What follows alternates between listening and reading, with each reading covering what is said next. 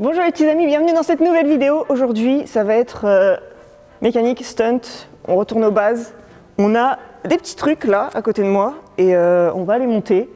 J'ai jamais essayé ce système, c'est un système de frein arrière au pied, je précise. L'idée, c'est de upgrade ce petit étrier que tu vois là, sur ma moto. Le setup frein arrière, en gros. J'ai deux étriers de frein avant sur un disque d'origine. Et pour le frein au pied, j'ai gardé tout ce qui est d'origine. Donc en fait, j'ai vraiment le même feeling que ta moto quand elle sort du magasin. C'était bien, hein, jusque-là, ça fait 1 an que j'ai ce système.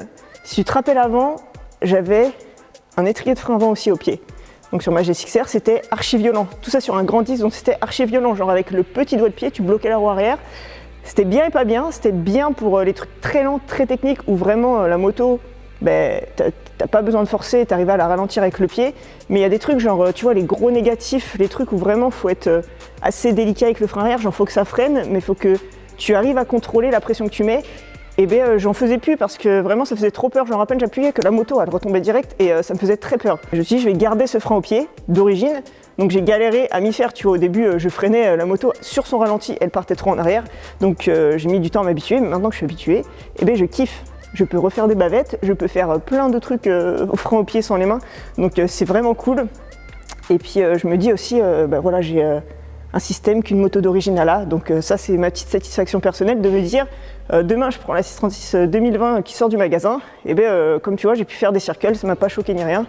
Alors que je pense que si j'avais passé du G6R en triple étrier radial versus la 636 2020 en toute d'origine, j'aurais pleuré, je pense que j'aurais même pas essayé les circles ou j'aurais mis vraiment beaucoup de temps à les faire, tu vois. Donc là, ce petit étrier, maintenant, il est un petit peu faible pour moi, tu vois. Genre, je fais beaucoup de frein au pied, j'essaye de faire des no-end, donc vraiment, je suis assis sur la moto en roue arrière et j'essaie de lâcher les mains et j'essaye de tourner comme ça. J'ai réussi à faire un tour un jour. J'arriverai peut-être à retrouver la vidéo, mais c'est pas sûr. Mais en gros, ce truc, ça demande vraiment trop d'entraînement. J'ai jamais passé autant de temps à travailler un tricks avec si peu de progression au bout. Donc là, on va mettre celui-ci. C'est un double piston, comme tu vois. Donc tu as vraiment un piston de chaque côté.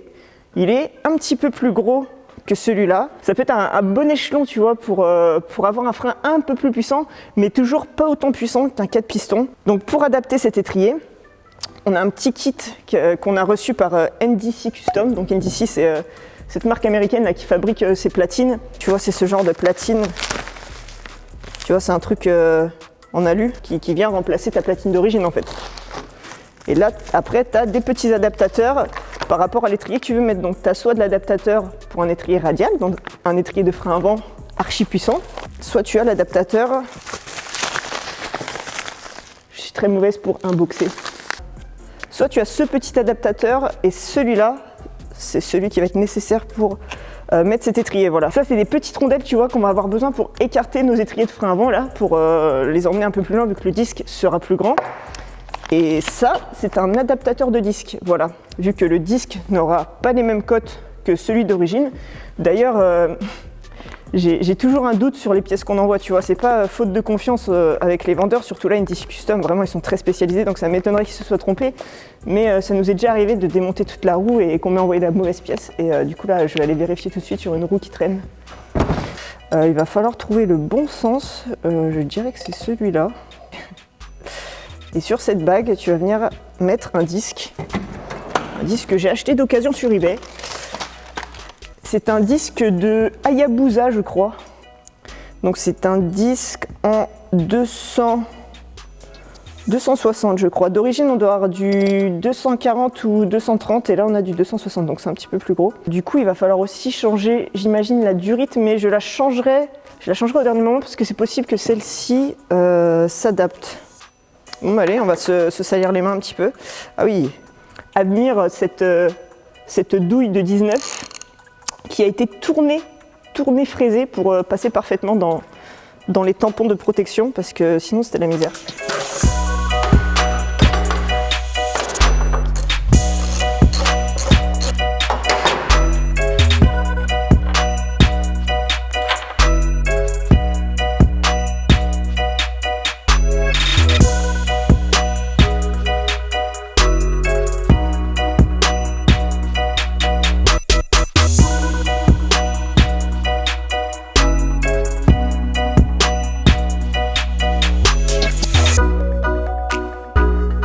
Là, tu peux bien voir la différence de taille des deux disques. Donc vraiment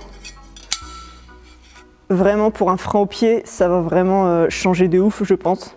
On va déjà mettre ce petit adaptateur. Évidemment, je ne remets pas la grille d'ABS, vu que t'imagines bien qu'en stunt, j'ai pas envie d'un ABS, surtout sur le frein arrière.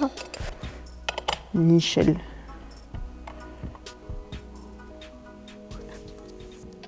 Ça, Charlotte, t'as pas froid?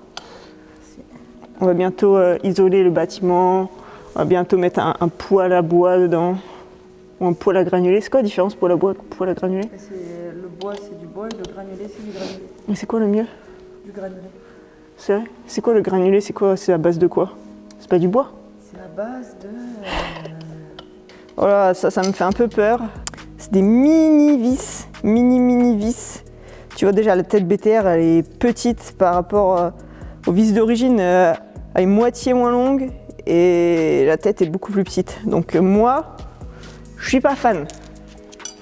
J'ai essayé, j'ai eu des problèmes. Du coup, je vais me méfier de ce système. C'est un système qu'il faudra quand même checker assez souvent. Waouh! En tout cas, c'est beau un grand disque. Hein. Moi, j'aime bien. Tu mets une chouille comme ça. Voilà, pas trop. Attends, j'en remets un peu parce que bon, c'est de la bleue. On va pas être trop redingue. Parce que quand même, c'est le frein. Ça me ferait chier qu'il se barre, tu vois. Mon gars, t'es en bavette, imagine le disque qui se barre. Paf. Je pense que j'en suis à un stade quand même, je me dis putain merde, j'ai presque réussi ma vie, j'ai besoin de frein filé, j'en ai. Incroyable. Incroyable. Non, c'est le truc, je vais voir Loïc normalement pour demander un truc comme ça. Au couple. C'est propre quand même leur petite platine là à NDC. Vraiment. J'en suis très satisfaite, vraiment. Il y a une question qui me taraude actuellement, c'est est-ce que je peux laisser l'étrier dessus quand je vais démonter ma roue pour changer mon pneu. Ça, c'est vraiment important de pouvoir, tu vois, retirer ta platine de cette façon, tu vois. Genre, tu démontes ta roue. Du coup, ta roue est encore sur la moto, tu as retiré ton axe et il faut que ta roue puisse glisser comme ça. Voilà. Voilà, c'est important de pouvoir remettre ta platine avec l'étrier. Voilà. Ceci est un frein au pied upgradé. Il avait les mots. Oh la vache, ça passe vraiment pas loin. Oh, c'est beau, hein.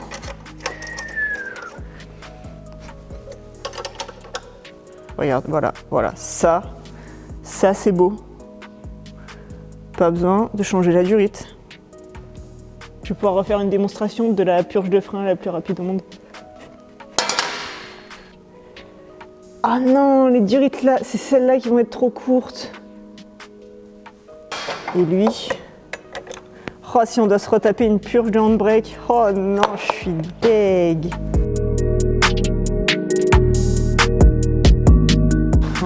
Break my heart. Sérieux. Bon, du coup, là, je viens de présenter les étriers sur la roue, genre pour voir si au moins mes cales elles sont à la bonne taille et qu'il n'y a rien qui fasse un bruit bizarre ou qui soit qui bloque, tu vois. Maintenant que ça c'est fait, bah voilà, je peux remettre toutes les durites et me retaper la purge. Et voilà. Bon, ça va, celle-là, tu vois, je suis contente. Merci ABST de m'aider à être moins galérienne. Regarde, ça c'est beau, voilà, ça fera ça après. Bon les amis, je vais vous faire un petit retour rapide, une petite piqûre de rappel concernant cette purge que j'utilise, qui est, ma foi, peut-être pas des meilleures, mais pour moi, c'est la meilleure. Voilà. Donc tu prends une petite seringue, voilà, de type médical, et tu viens y mettre une durite de ton choix, de préférence transparente pour que tu puisses voir ton liquide à l'intérieur. Tu viens mettre ça là. Voilà, tu y mets sa petite tête en l'air. Tu vas l'ouvrir comme ça. Si c'est assez ouvert, tu vas avoir du liquide qui va commencer à monter. Donc tu vois tout ce liquide avec toutes ces bulles d'air qui sortent là, ma dude. Et là, tu surveilles bien ton petit niveau là-haut, qui est en train de baisser, tu vois, au fur et à mesure que tu pompes. Et tu refermes ta petite vis lag. Tu remets ton petit liquide. Et là, mon copain, j'y mets ma main coupée. Que quoi? Eh ben que c'est purgé. C'est bon? J'ai mis combien de temps? Putain, on aurait dû me chronométrer pour le purger.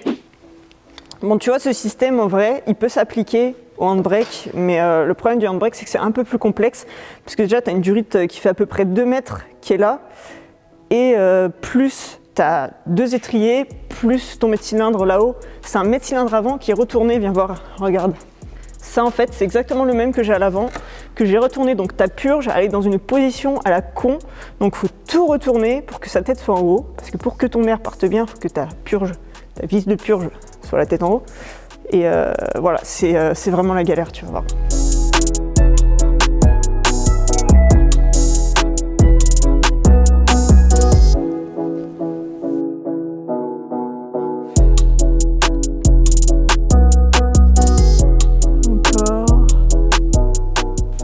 Donc là, tu vois cet étrier là, il a carrément retourné et la vis de purge, elle est là. Donc c'est vraiment pas top parce que tu as de l'air qui peut être stocké. Bah, par exemple là, tu vois, l'air, elle va chercher à aller toujours plus haut.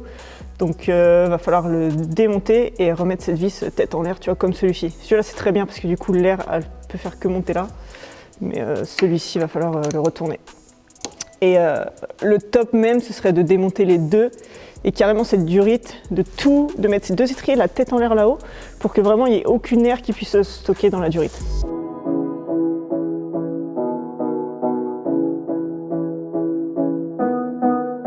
Bon, on a passé vite cet épisode de galère, de perte de patience et plein de mots d'oiseaux qui sont passés par là. Donc voilà, c'était pas prévu, purge du handbrake, il est bien dur comme... Et voilà, maintenant qu'il est bien, on peut enfin tout remonter, tout nettoyer et normalement on a des freins qui freinent. Donc comme cet épisode s'est avéré plus long que ce qu'on avait prévu, on va s'arrêter là et on fera l'essai dans le prochain direct, voilà. Dès que ça s'arrêtera de neiger aussi, voilà, parce que là, ce qu'il faudra faire, c'est bien faire chauffer tous ces freins, parce qu'il y a toujours un petit rodage, tu sais, de tes plaquettes qui étaient habituées à ton ancien disque, et là, il faut qu'elles se fassent au nouveau disque, donc faut y aller quand même tranquille, tu vois. Oh là là, j'ai hâte de l'essayer, ce frein au pied. Bon les amis, j'espère que vous avez apprécié cette vidéo, que vous avez au moins passé un bon moment, à défaut de vous avoir appris des choses, tu vois, on a essayé au moins de rendre le temps agréable à passer, tu vois. J'ai très hâte de tester ce nouveau frein. Je l'attendais depuis, tu vois, le premier confinement, tu vois, quand j'avais commencé à faire des circuits Noël, et ben déjà là, j'y pensais, j'étais là, ouais, il faudrait vraiment ce genre de frein, donc j'ai trop hâte. Donc vivement cette prochaine session, vivement le prochain épisode, et voilà. Je vous dis à très vite dans la prochaine vidéo. Prenez soin de vous les amis, bonne journée, bonne soirée, bye. Bizarroïde.